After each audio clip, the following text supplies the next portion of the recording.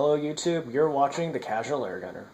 We've all seen these self-healing targets at the local gun shop or even the local Walmart. And if you've seen reviews on these, you'll know they do work really well for firearms. You can shoot these hundreds of times with anything from 22 long rifle to 45 ACP and they'll still hold together pretty well. You can see this one I've shot it hundreds of times and it's still completely in one piece.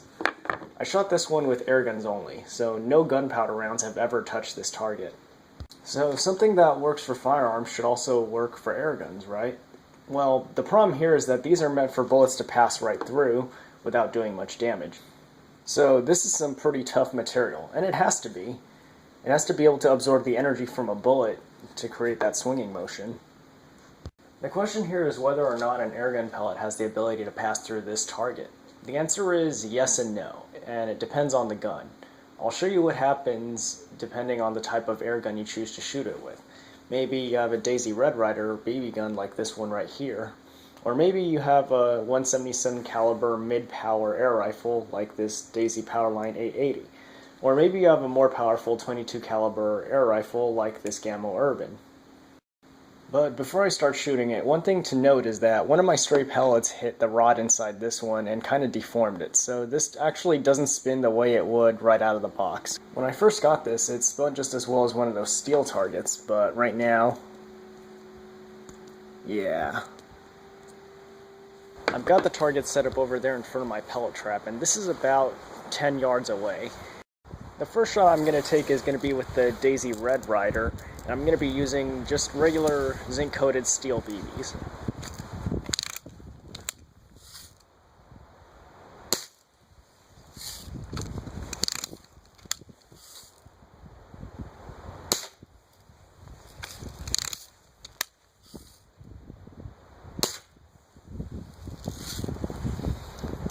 As you can tell, two things.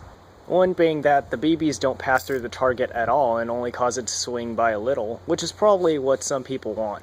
And two, that I'm a pretty horrible shot with the Daisy Red Ryder. Next up is going to be the Daisy Powerline 880, and I'll be shooting these H&N Field Target Trophy greens.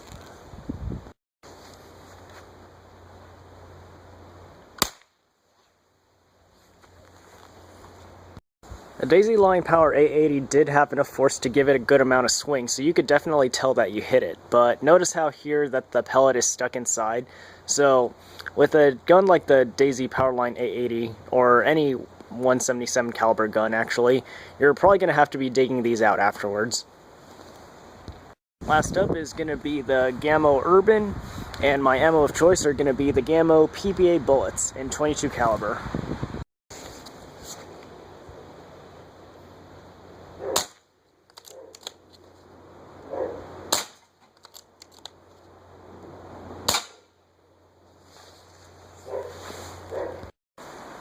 So when you're using a more powerful air gun, the bullets do pass right through, but they don't really make it swing as much as a pellet that doesn't pass through. But the bottom line is that it does work.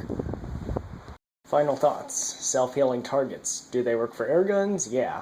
For BB guns, they're no problem at all. For mid-power 177 caliber guns, they're no problem either, but you might have to dig the pellets out after. And for powerful 22 caliber guns, they'll go through them just like a firearm would. Personally, I'd prefer shooting at something a little bit more exciting, but it is inexpensive and does last a long time. Anyway, thanks for watching. This is the Casual Airgunner, signing out.